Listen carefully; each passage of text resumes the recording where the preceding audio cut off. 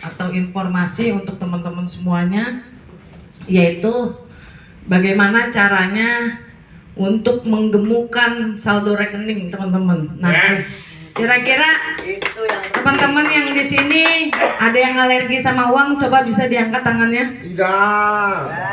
Oh, pada doyan duit semua. Yes. Sama dong.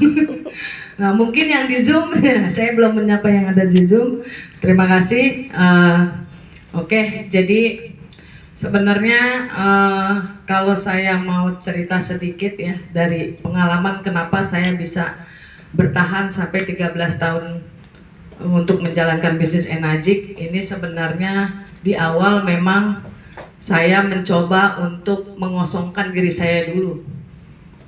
Karena untuk kita bisa tahu peluang ini bagus atau tidak, pada saat kita sudah mengosongkan gelas. Nah, kira-kira teman-teman bisa nggak untuk kerjasamanya mengosongkan gelasnya dulu? Bisa. Saya, ya karena Bisa.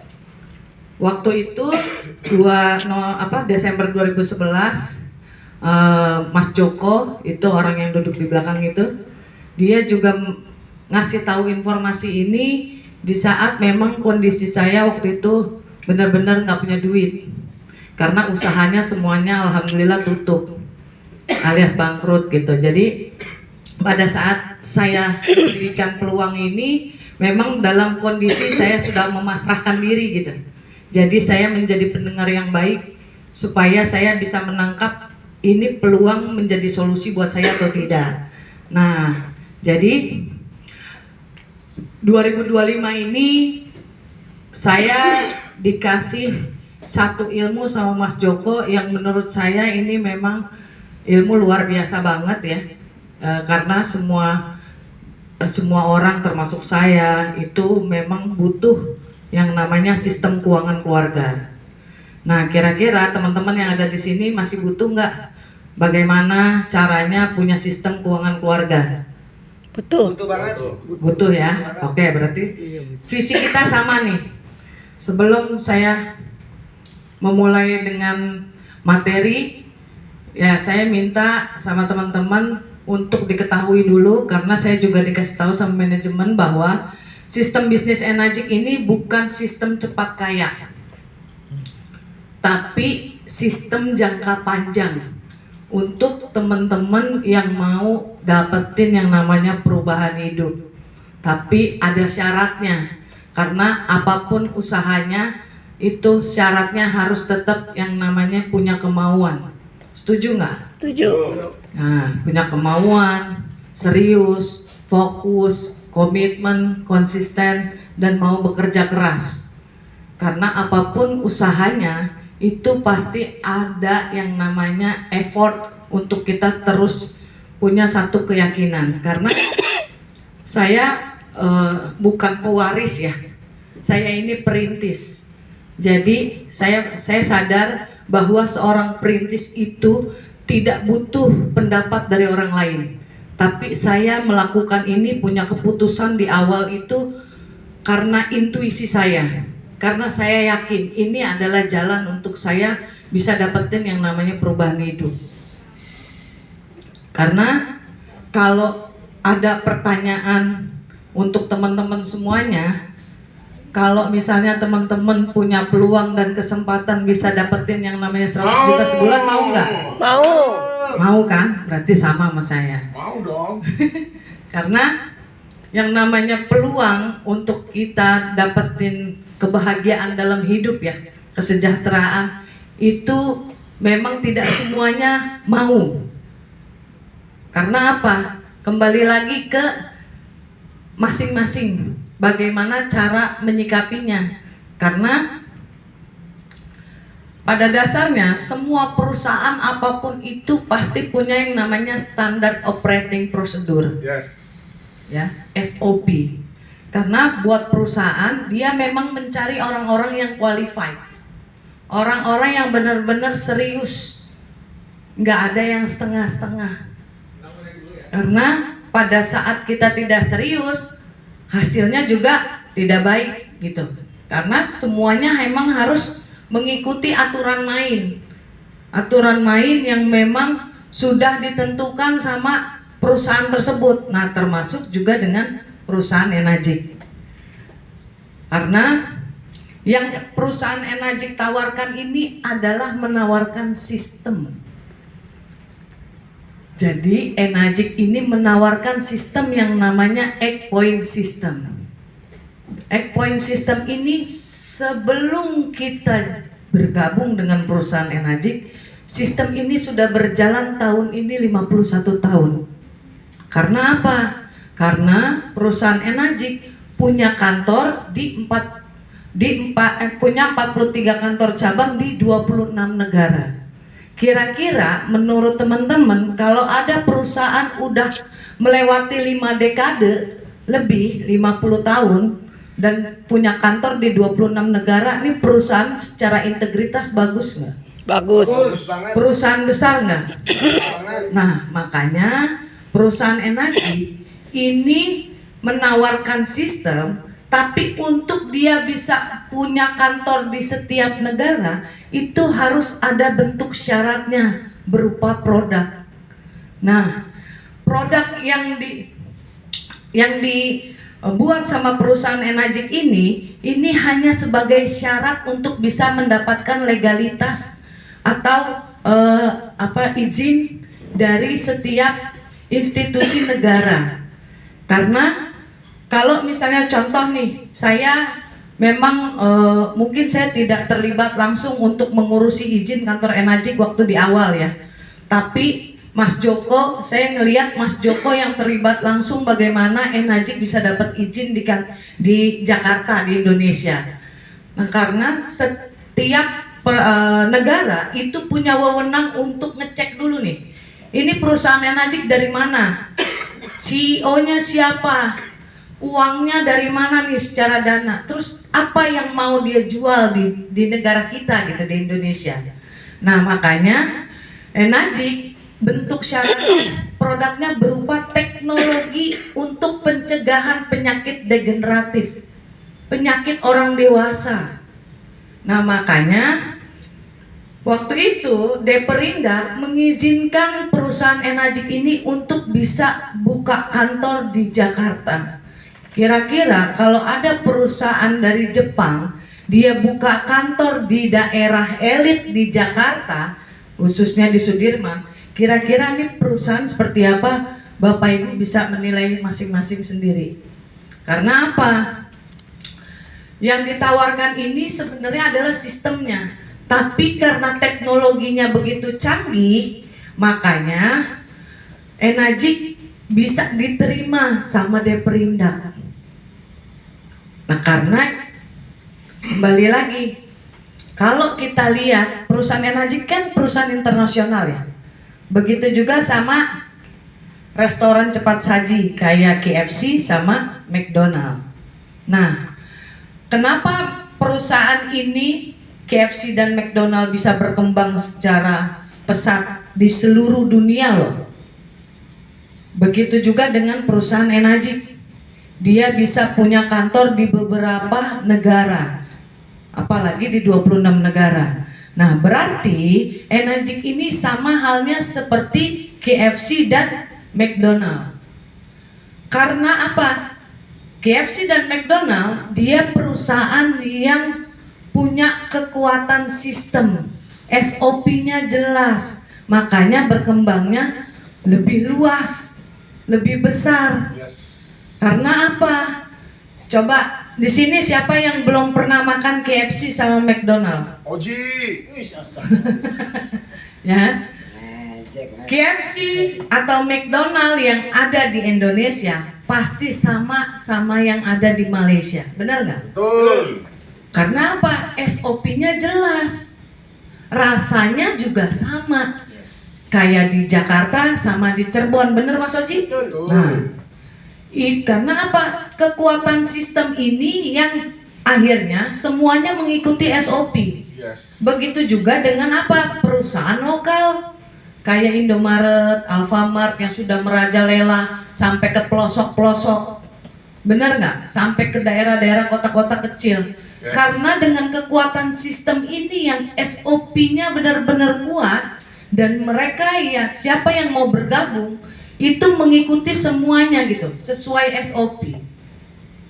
Coba Bapak Ibu bisa searching di Google, berapa modal untuk buka Indomaret atau Alfamart? 750 juta. 750 juta. Tapi tiap tahun dia harus ada pembayaran lagi. Oh, 5 tahun. Ya kan? Untuk nambah biar berjalan lagi itu usahanya. Jadi setiap tahun harus ada penambahan uang lagi. Nah, itu untuk Indomaret dan Alfamart. Coba saya mau tahu sama teman-teman semuanya, apa bedanya pedagang dengan pebisnis? Pedagang mikirin untung, pebisnis mikirin duit. Jadi ini yang saya pernah dengar ya, saya pernah baca.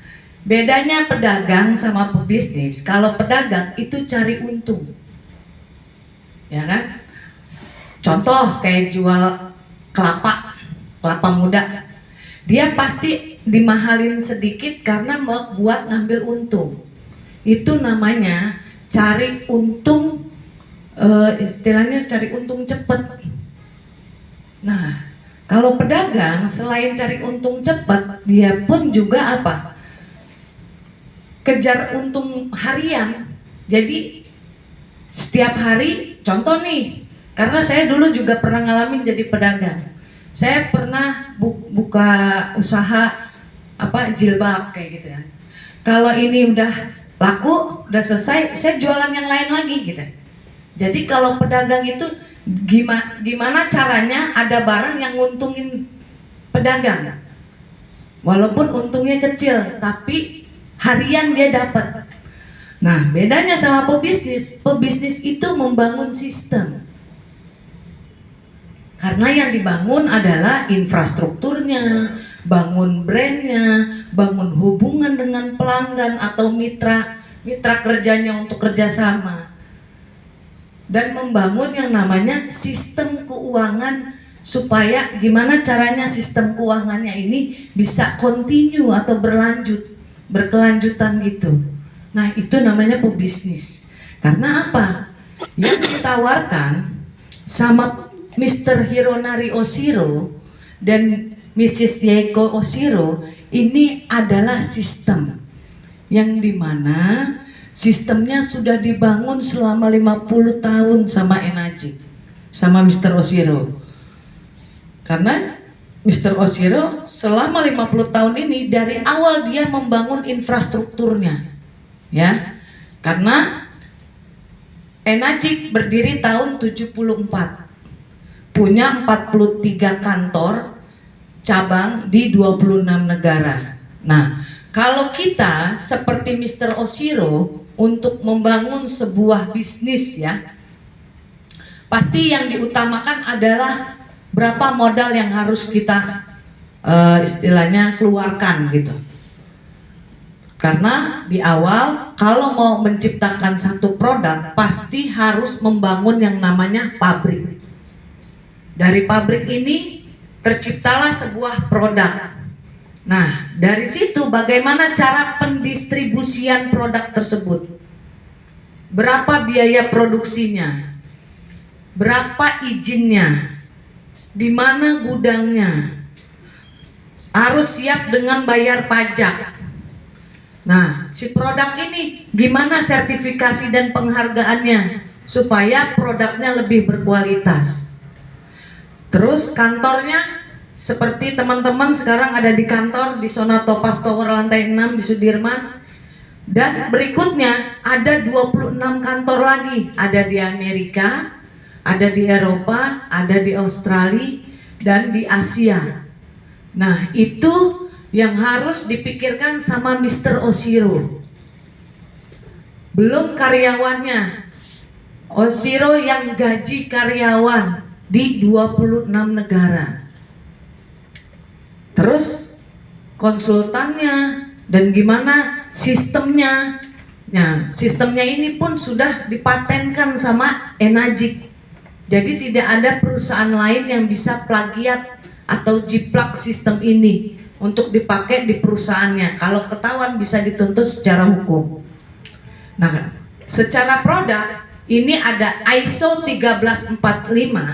Bapak Ibu bisa searching. Ini ISO yang cuma didapetin sama perusahaan Enagic. Karena kategorinya alat kedokteran, alat medis. Jadi Enagic ini sudah memikirkan semuanya, sudah mengemas semuanya untuk siapapun yang memang mau menjalankan yang namanya sistem dari Enagic. Yang Enagic tawarkan adalah sistemnya. Itu yang harus teman-teman pahami dulu. Nah, karena kalau misalnya teman-teman ditawarkan sama perusahaan Enagic, ya, sistem keuangan keluarga, bonusnya dapat satu teknologi yang canggih untuk membersihkan usus manusia. Kira-kira berani bayar berapa? Waduh, pada diem nih. 200. 200 juta? 500 juta? Tapi kalau teman-teman misalnya ditawarkan untuk membangun perusahaan ini, kira-kira butuh modal berapa? Wah, ini mah ngomong triliun ya. Triliunan. 50 tahun. Triliunan kan? Nah, tapi kalau misalnya Enagic menawarkan sistem keuangan keluarga ini 70 juta, kira-kira mahal apa? Murah. Kemurahan itu. Murahan ya. Oke, berarti ini Enagic menawarkan sistem yang sangat murah buat teman-teman. Karena apa? Kembali lagi nih ya. Ini saya mau flashback sebenarnya. Flashback kenapa saya dan mungkin teman-teman menilai Enagic ini terlalu murah untuk bisnis. Jujur, saya tersentuh waktu awal ini gara-gara Om Joko menjelaskan tentang S26 SKS. Nah, sekarang di sini siapa yang nggak punya mimpi? Angkat tangannya. Siapa yang nggak punya harapan dalam hidupnya? Tuh, kok nggak ada yang angkat tangan? Berarti semuanya punya impian ya? Karena ini saya nggak nakut-nakutin teman-teman loh, tapi ini faktanya. Dari awal kita lahir, ujungnya pasti kita meninggoy. Ya, ini udah pasti dengan waktu dan entah kapannya itu berbeda-beda semua. Tapi dari semua orang-orang yang ada di dunia ini itu punya peta kehidupan yang sama. Dari lahir, ujungnya meninggoy. Ya, ujungnya mati. Nah, karena apa? Ini yang akhirnya saya sadar. Mungkin dari 0 bulan sampai masa kecil, masa remaja, masa sekolah, itu semuanya sudah melewati yang ada di sini. Ya, tapi setelah masa sekolah selesai, terus masa kita cari uang, itu babak baru dimulai kehidupan. Setuju nggak? Setuju. Ya kan? Karena itu masa produktif kita yang lagi unyu-unyu banget gitu. Lagi semangat, apalagi mulai kerja kan umur 25 tahun. Itu masih energi. Semuanya kita apapun itu dikerjakan. Karena apa? Ujung-ujungnya pekerjaan apapun ujungnya duit. Sekarang teman-teman di sini kerja nggak dibayar, mau nggak? Enggak, males banget. Terus kesini ngapain? Nyari duit. Karena ada duitnya kan? Nah, Duitnya. kalau nggak ada duitnya mau nggak kesini? Oh enggak. Enggak. Sama dong. Nah, karena apa? Nih ya, sekarang usia saya 43 tahun. Bukan usia muda, tapi ini udah warning. Usia warning ya, kepala 4. Nah, rata-rata orang pensiun di Indonesia ini usianya 58 tahun. Berarti sisa usia produktif saya kalau di 58 dikurangi usia saya, sisanya 15 tahun. Tapi ada pertanyaan, emang masih sehat? emang masih hidup. Jangan kepedean loh. Itu yang akhirnya membuat saya, kenapa saya memaksimalkan potensi yang ada di dalam diri saya untuk mengerjakan peluang yang saya dapat dari NAJ. Karena ini ujungnya. Siapa sih yang tuanya nanti mau nyusahin anak? Nggak ada yang mau. Karena itu yang saya alami, saya melihat dari pengalaman keluarga saya sendiri. Rata-rata orang di usia sudah tua, itu udah istilahnya, kalau yang masih sehat alhamdulillah. Tapi rata-rata yang saya lihat dari pengalaman keluarga saya, makanya cucu-cucunya, anaknya pada takut main ke rumah kakek neneknya. Karena takut apa? Dimintain duit, deh itu doang. Yes.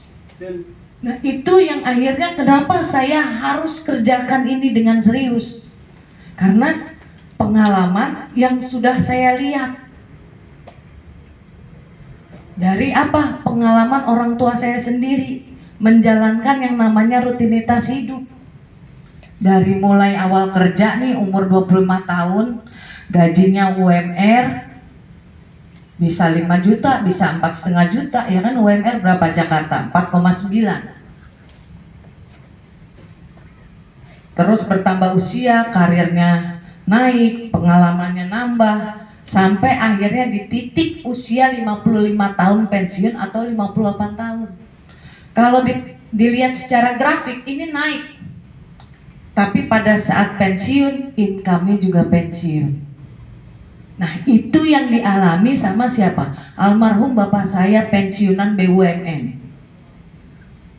Jadi selama dari mulai kerja sampai pensiun 30 tahun lebih, ya, meloyalitaskan hidupnya sama perusahaan. Tapi pada saat pensiun, income-nya pensiun, ya itulah yang terjadi. Rata-rata 95% orang yang menjalani rutinitas hidup yang sama. Bapak saya pensiun, saya masih kelas 1 SMA. Sekarang pertanyaannya, usia 55 tahun atau 58 tahun masih makan nggak? Masih. Berarti masih butuh sembako kan? Masih bayar listrik nggak? Masih. Masih bayar sekolah nggak? Masih. Masih butuh biaya darurat nggak? Nah itu yang dialami sama saya dengan melihat pengalaman dari orang tua saya sendiri. Makanya kenapa saya tidak melakukan hal yang sama seperti orang tua saya. Karena saya tahu kalau saya melakukan hal yang sama, saya tidak memutus rantainya. Ya kan? Ini warisan yang udah diturunin dari nenek moyang.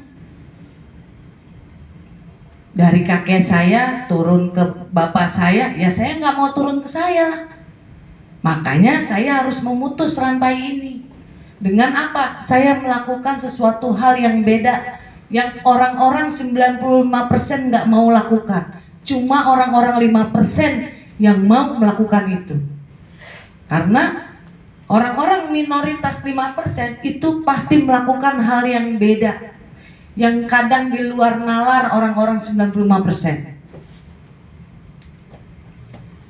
Kenapa saya bilang seperti ini? Karena pada saat bapak saya pensiun, itu kegiatannya bangun tidur, minum kopi, baca koran, ntar kadang ngecat rumah masih bagus, kadang dia nonton TV, itu setiap hari berulang-ulang kayak gitu. Meskipun bapak saya punya backup plan, dia punya tempat praktek sunat. Tapi apa? Pada saat usia 63 tahun, bapak saya kena serangan jantung. Habis olahraga main sepeda tiba-tiba kena serangan jantung. Sebulan di rumah sakit habis 1,7 M. Karena pasang ringnya banyak. Bayar rumah sakit bukan yang VVIP lagi, emang yang khusus. Cuma ada 5 orang, 10 orang. Dan di situ alatnya banyak. Sampai cuci darah. Itu saya ngelihat pengalaman itu tahun 2010. Makanya kenapa pada saat Desember 2011 Mas Joko ini sudah menyelamatkan hidup saya. Kalau saya tidak membuat keputusan waktu itu, mungkin saya nggak bisa berdiri pada siang hari ini. Untuk saya bisa sharing sama teman-teman semuanya. Karena apa yang pernah terjadi dalam hidup saya, melihat bapak saya 63 tahun masuk rumah sakit, ngeluarin uang untuk biaya dokter, obat, rumah sakit, sisanya warisan kalau ada. Yes. Kalau nggak ada terus mau ngapain? Tetap ngarepin Warisin utang. warisin utang yang ada kan? Nah, makanya apa yang sudah dikumpulkan sama bapak saya, tabungan, rumah, terus sama kendaraan, perhiasan atau apapun itu asetnya, ya habis buat pada saat sakit. Makanya itu yang akhirnya kenapa saya tidak mau melakukan hal yang sama seperti orang tua saya. Karena ini saya sadar ternyata saya baru menyadari ini pun juga baru sekarang. Karena apa? Ini yang banyak tidak disadari oleh kebanyakan orang. Selama berpuluh tahun dia menjalani bekerja untuk yang namanya sistem. Dari mulai sekolah TK umur 5 tahun sampai umur 25 tahun udah lulus S1 atau S2. Ya. Selama 20 tahun menjalani yang namanya sistem pendidikan. Teman-teman ingat nggak dulu zaman kita sekolah, bangun pagi, hari Senin upacara, kuku harus dipotong, kalau enggak apa? Kena pukul, rambut harus rapi. Setiap hari sampai 20 tahun kita menjalankan yang namanya sistem pendidikan. Setelah itu barulah masa produktif kita. Kita masuklah ke dunia yang namanya sistem tenaga kerja. Kalau mau dibilang saya cari kerja, jadi tukang sapu di jalan juga kerja. Bener nggak? Tapi duitnya, kalau mau dibilang kerja keras, ya mohon maaf, kuli bangunan kerja keras nggak? Tukang sayur kerja keras nggak? Nggak ada yang salah dari profesi mereka, nggak ada yang salah. Tapi kurang tepat untuk bisa mendapatkan hasil yang maksimal. Nah, makanya ini saya sadar, ternyata kebanyakan orang belum paham bahwa selama 60 tahun sampai di masa pensiun, hitungan internasional usia pensiun usia 65 tahun. Jadi selama 60 tahun bekerja untuk sistem, bukannya membangun sistem. Karena ini rumusnya. Kenapa ada orang kaya, kenapa ada orang biasa aja, dan kenapa ada orang susah? Padahal Tuhan menciptakan waktu hidup semua orang di seluruh dunia sama-sama 24 jam sehari. Ada nggak manusia yang lewat dari 24 jam? Ada, kalau mau cepat stroke. Bisa aja nggak tidurnya cuma sedikit, tapi lama-lama apa? Kesehatannya terganggu. Nah, makanya inilah yang dikerjakan orang-orang minoritas 5%. Yaitu dengan apa? Dengan memaksimalkan jam kerjanya. Ini rumus yang udah dilakukan sama almarhum bapak saya waktu jadi karyawan. 8 jam dikali gaji tiap bulan 30 hari. Berarti dalam sebulan 240 jam. Nah, kalau orang-orang 5% sama 8 jam. Tapi dikali orang-orang yang digaji sama mereka untuk setiap bulannya 30 hari. Kalau ada 100 karyawannya yang digaji sama orang minoritas ini, atau dibilang bos atau CEO gitu, berarti dalam sehari dia punya waktu 800 jam per hari. Nah, kalau dikaliin omset 30 hari berarti 24.000 jam per bulan. Makanya bapak saya sampai detik ini cuma punya rumah di Kampung Melayu. Nggak bisa beli rumah di Menteng, di Pondok Indah, nggak bisa punya Ferrari, nggak bisa punya BMW M4. Karena apa? Kepentok sama yang namanya slip gaji. Selama berpuluh-puluh tahun jadi sistem orang. Nah, kalau orang yang punya waktu 24.000 jam, dia yang bangun sistem, dia yang punya sistemnya, dia yang membangun SDM-nya. Nah, makanya orang-orang yang seperti ini berani untuk keluarin modal. Sama halnya seperti apa? Seperti yang ditawarkan sama Enacik. Yaitu apa? Menawarkan sistem. Yang dimana pada saat kita membangun sistem ini, jam kerja kita seperti pemilik perusahaan. Karena saya percaya suatu saat yang menyelamatkan kita itu dari apa yang kita putuskan hari ini. Yes. Untuk 5 sampai 10 tahun, bahkan 20 tahun, 30 tahun ke depan. Setuju. Yaitu dengan apa? Membangun sistem. Karena nggak selamanya kita kerja di usia kita muda. Betul. Nggak selamanya juga. Dengan situasi kondisi kita tuh sama terus, nggak selamanya seperti itu. Karena yang namanya kehidupan itu up and down, naik turun. Kan kita pernah ngerasain hal-hal yang kita tidak inginkan seperti